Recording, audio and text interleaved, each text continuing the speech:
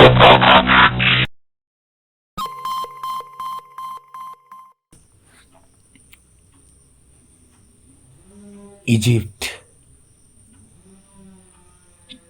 का कल्चर लुप्त हो चुका है, ध्वंस हो चुका है। अब सिर्फ इजिप्ट में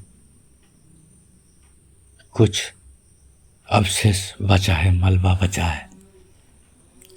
इजिप्ट की खतरनाक भयानक प्राणी में से एक स्फिंक्स, इस तरह की प्रजातियों की प्राणी को स्फिंक्स कहा जाता था। एक ब्लैक कलर का लायन, बब्बन शेर, लेकिन वो लायन ब्लैक पैंथर और बंगाल कैट के साथ फ्यूज करके बनाया गया था। उस लायन को, इस ब्लैक लायन को, इस प्रजाति की प्राणी को स्फिंक्स कहता था। इजिप्शियन एरा में लोग एक बच गया था और वो भागते भागते बहुत बहुत दूर चले गए खुद को बचाने के लिए। लेकिन शरीर था, पेट तो चलाना ही पड़ेगा कुछ दिन के लिए। वैसे भूख प्यास मरने का जो प्रोसीड्योर है रिलीजियस, आध्यात्मिक, वो करने की शुरुआत में भी कुछ खाना पड़ता है। बाद में सिर्फ पत्ता और बाद में भूख प्यास चला जाता है। तो ऐसे ही जंगल में रहता था, लेकिन पहले भूख सता रहा था स्फिंक्स को। वो सिर्फ एकलौता स्फिंक्स था बचा हुआ। तो उसने एक दिन बहुत ही सुंदर एक धूप की सुगंध मिला, लोवन का। इससे खींचा चला आता था स्फिंक्स। ऐसे जानवर था तो ऐसा जानवरों की कुछ सेंस जुड़ा है सुगंध के साथ। एक सूक्ष्म एनर्जी की तरह काम करता है सुगंध जानवरों में शायद। तो रिसर्च अभी जारी है। हाँ, थोड़ा भाई आंसू। तो स्फिंक्स बहुत ही परेशान थे कि जाए कि ना जाए लोबन की सुगंध से, क्योंकि ये तो एक मैनुअल चीज़ है, अगरबत्ती इंसानों की बनाया हुआ बहुत ही अच्छा हैंडक्राफ्ट है, आर्ट है। तो धूप अगरबत्ती, तो जाऊं क्या ना जाऊं, इतने दिनों से भूखा हूं, मैं तो सती कर दूंगा, वहाँ के कुछ ना कुछ लोगों को तो मार के खा जाऊंगा। मैं जानवर हूँ, मुझे तो भूख प्यास मिटाना है, लेकिन पहले कुछ तो खाना पड़ेगा उस लेवल तक जाने के लिए। तो वो खींचा चला गया उस सुगंध से। जाके एक मंदिर देखा एक लड़की रोते रोते भगवान के सामने कुछ बोल रहा है कि जैसे लग रहा है कि उसे लगता है कि ये मूर्ति सिर्फ पत्थर का बना है। ऐसा कुछ फीलिंग्स है लड़की का प्रेयर में। स्फिंक्स तो ये देखकर भी बहुत आश्चर्यचकित हो गया। उसे तो लगता था इजिप्शियन कल्चर में रहकर कि लड़कियों का ड्रेस का मतलब ज्वेलरी और ड्रेसिंग पेपर, और लड़की तो जब प्यार ही नहीं कर सकता है तब भक्ति कैसे करेगा। स्फिंक्स आश्चर्यचकित हो गया और बहुत गुस्सा आ गया कि इसका मतलब इजिप्ट खत्म होने का, ये इजिप्ट बोलना चाहिए, ये इजिप्ट है मल्टीवर्स का प्लैनेट अर्थ 57 का। हाँ, पीछे वाला होना चाहिए। हाँ, प्लैनेट अर्थ 57 का कहानी है। ये इजिप्ट के साथ प्लैनेट अर्थ 98 का इजिप्ट का कोई मेल नहीं है, संबंध नहीं है। अगर होगा तो उसे एक मल्टी डायमेंशनल ग्लिच कहा जाएगा। तो तब स्फिंक्स को गुस्सा आया, ऊपर से भूखा था, ब्लैक क्रिएचर था। ऐसा ही फ्यूशन होता था प्राणियों के बीच इजिप्ट में, इसलिए वो लैब को नष्ट कर दिया गया यूनिवर्सल लॉ के मुताबिक, यूनिवर्सल प्रशासन के द्वारा। तो स्फिंक्स को बहुत गुस्सा आया इजिप्शियन लड़कियों के ऊपर, और उस गुस्से के कारण वो अंधा हो गया और वो भक्तिमती लड़की को खा गया। ऐसे क्या होगा, फिर से वो स्फिंक्स को लानत लग गया, लहू मुँह लग गया। हाँ, तो लहू मुँह लग गया तो वो फिर से शिकार करने लगा, लड़कियों का खून पीने लगा। तो ऐसे में राज्य का प्रशासन तो भयभीत हो गया। स्फिंक्स के बारे में सुना था, लेकिन अब लोग देख रहा है सामने। लेकिन राज्य में राजा मानसिक बीमार है। कैसा कैसा रोग है राजा का? पहला है दान। इतना धन संपत्ति दान कर देता है कि प्रजाओं की प्रोटेक्शन में कम पड़ जाता है, प्रजाओं की चिकित्सा नहीं हो पाता है। लोग हर्षवर्धन की डैमी कहते हैं राजा को।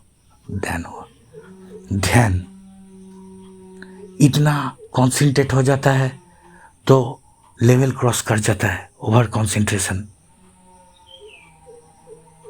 एक टॉपिक को लेकर, एक कुछ चीज़ को लेकर इतना मैनियक हो जाता है कि 2-3 महीना सिर्फ उसी के बारे में सोचता है। इतना कॉन्सेंट्रेट हो जाता है कि मैनुअल पेंटिंग डिजिटली कर देता है, जैसा रोबोट की तरह। ध्यान हुआ ज्ञान। दीक्षा लिया हुआ मंत्र सन्यासी से वो लोगों में बांटता था। वो कहता था कि ये अगर सिर्फ मेरा भला क्यों होगा, इस मंत्र से, ये गुप्त मंत्र मैं सबको कह दूंगा। दान ध्यान ज्ञान हो गया। और हो गया बहुत ही बड़ा एक साइकेट्रिक प्रॉब्लम, वो है ओवर थिंकिंग। हाँ, ओवर थिंकिंग। सारे जो स्वभाव थे वही अब रोग बन चुके थे एक रोमन टर्म्स के साथ। Over thinking. राजा 24 घंटे में दिन होता था, राजा 24 घंटे में 25 घंटा 7 मिनट 59 सेकेंड सोचता था। इसे कहता था ओवर थिंकिंग। क्योंकि 24 घंटा लोग सोते वक्त भी कुछ सोचता है, सपना देखता है, रास्ते में हांटते वक्त भी कुछ न कुछ सोचता है, खाते वक्त भी कुछ सोचता है। अगर सोचना होता तो मनुष्य तो, इंसान तो आत्मिक दौर से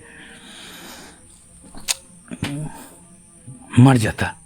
हर वक्त इंसान कुछ ना कुछ सोचता है। इसलिए जैसे कि अब नहीं, शरीर का बॉडी स्प्रे का गंध जैसे इंसान कुछ देर बाद इंसानों को नहीं मिलता है, ब्रेन एडिट कर लेता है ताकि बाकी सारे गंध मिले और इस सरकमस्टेंस पर जी पाए। तो ऐसे ही हर वक्त इंसान कुछ ना कुछ सोचता है। इसलिए इंसान सोचता है कि इंसान कुछ नहीं सोच पाते हैं, जो बोला जाए वो किया जाए, इसलिए इंसान सोचता है। लेकिन राजा का रोग था 24 घंटे में 25 घंटा 7 मिनट 59 सेकेंड सोच पाता था, सोच लेता था। ओवर थिंकिंग बीमारी, राजा का ओवर थिंकिंग बीमारी। 25 घंटे से ज़्यादा 24 घंटे में सोच रहा था। इसीलिए रानी साहिबा राज्य संभाल रहा था। रानी ने बहुत सोच के दूसरे एक डायमेंशन से कुछ प्राणियां लाया जो स्फिंक्स को हटा देगा, हायना जैसा प्राणी। लेकिन ये भी फ्यूज्ड हायना था कि स्फिंक्स को हटा सके ग्रुप वाइज। जैसे हायना खाना छीनता है ना लायन से एनिमल प्लैनेट पर। अब एनिमल प्लैनेट को साइंस फिक्शन चैनल का कारण देकर बंद कर दिया गया है, लेकिन जब दिखा था ना कि हायना खाना छीनता है शेर के मुंह से, तो वैसे ही फ्यूज्ड हायना ले आया गया ऐसे स्फिंक्स को शाइस्ता करने के लिए, कंट्रोल कर टर्मिनेट करने के लिए। तो रानी साहिबा ने लाया, स्फिंक्स नहीं आ पा रहा था, जंगल में रोर कर रहा था। अब ऐसे ऐसे स्फिंक्स खुद को तो मना ही लेगा, क्योंकि ऐसा ही कोडिंग था, सात्विक, तामसिक और राजसिक 3 ही गुण था एक जानवर में, इसीलिए तो वो स्फिंक्स प्रजाति था। तो इसलिए वो गुस्से में खुद को कोसते कोसते खुद का सती करते करते शांत हो गया स्फिंक्स। इधर क्या हुआ, लड़कियां खुद खाना देने लग गए कि स्फिंक्स के हाथ से ऐसे हायनों ने हम लोगों को बचाया, ऐसे खाना दिया, प्यार दिया। और क्या हुआ, रात में अब लड़कियां सेफ था। लेकिन हायना क्या हुआ, आहिस्ता आहिस्ता रिप्रोड्यूस होता गया, बहुत हायना हो गया नगर में। अब हायना भी एनिमल ही था, बायोलॉजिकल नीड के कारण लड़कियों का ग्रुप वाइज शिकार करने लगा। लड़कियां फिर से रात में अनसेफ हो गया। अब लड़कियों का गुस्सा आ गया, कुछ लड़कियों बहुत ही हिंस्र था, वायलेंट। तो रानी को ले जाके एक वीरान सी जगह पर क्रूस में लटका दिया, जीसस क्राइस्ट के तरह।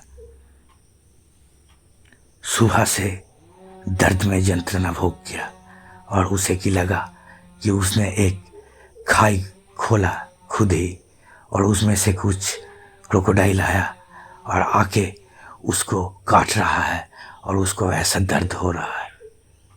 ऐसे शाम हुआ, आंखें यूं ही बंद हो गए कि खोल नहीं पा रहा था।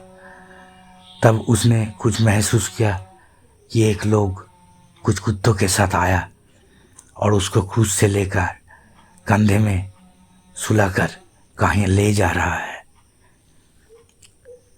रानी है, ऐसे अपहरण जैसा हो रहा है, लेकिन बाधा नहीं दे सकता था।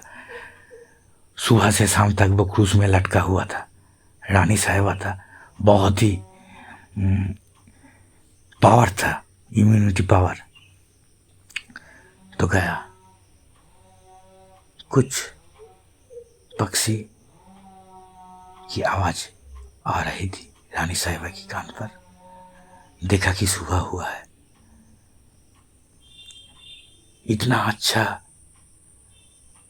सूरज की रोशनी सारे ग्रीन पत्तियों पर पड़कर एक ग्रीनिश सनलाइट लग रहा है।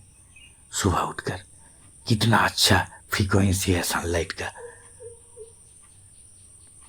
क्या मैं वन में हूँ, फॉरेस्ट में? रानी साहिबा को यही याद आया।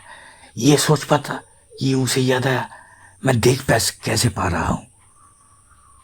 तब उसने, बहुत ही बुद्धिमती नारी था, रानी था, तो क्या हुआ, तो उसने सोच लिया कि वो अब सुस्त हो चुका है, स्वस्थ हो चुका है। देखा कि बाहर निकला, वो एक कुटीर में था, पर्ण कुटीर, ताल की पत्तियों से बना था।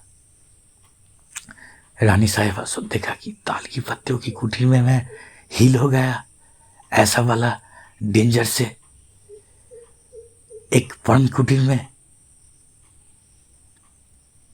रानी साहिबा को और अच्छा लगने लगा, जैसे कि रानी साहिबा मुक्त हो चुका था समाज से, सामाजिकता से। बाहर देखा कि ह्यूमनॉइड है, एक लोग कुछ प्राणियों को खिला रहा था, कुत्ता बिल्ली, जंगली कुत्ता बिल्ली, शेर, हिरन, सब एक साथ खा रहा था। यहाँ कोई भी शेर हिरन का शिकार नहीं कर रहा था, पक्षी आके खा रहा था, पक्षियों का शिकार नहीं कर रहा था लोमड़ियों ने, ऐसे सारे के सारे प्राणियां खा रहा था और वो ह्यूमनॉइड खिला रहा था। पीछे से देखा, जटा जैसा बड़ा चूल, लेकिन जटा बांधा नहीं। पास में गया,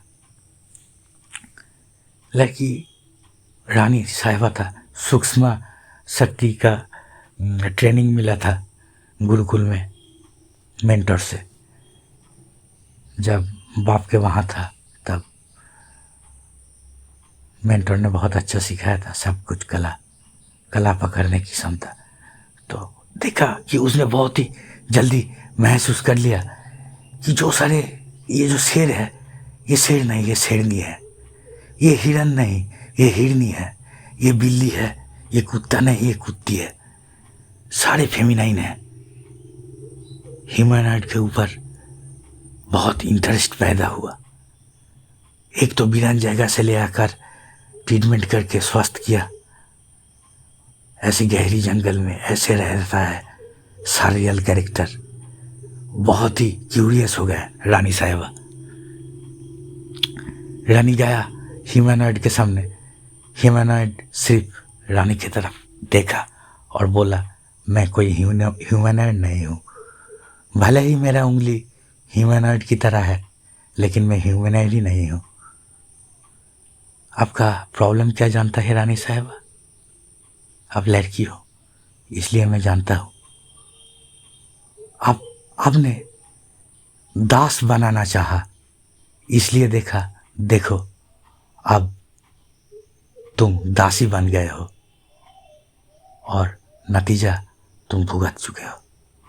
रानी साहिबा, मैं कौन हूँ आहिस्ता आहिस्ता पता चल जाएगा। मैं हूँ ना।